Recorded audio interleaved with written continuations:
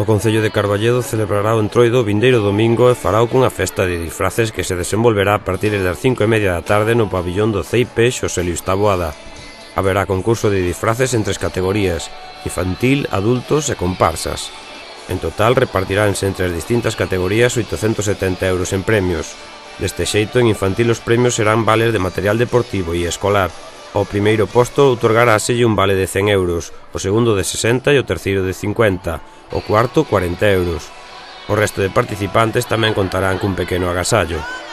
En categoría de adultos terán premios dos mellores, con 50 e 40 euros respectivamente. Pola súa banda, a mellor comparsa recibirá unha gratificación de 200 euros, a segunda 150 e a terceira 100 euros. Unha festa de Entroido na que haberá animación e diversión a cargo do grupo Dínamo, con xogos, globoflexia e maquillaxe, entre outras actividades. Os interesados en participar no desfile deben anotarse no Concello de Carballedo.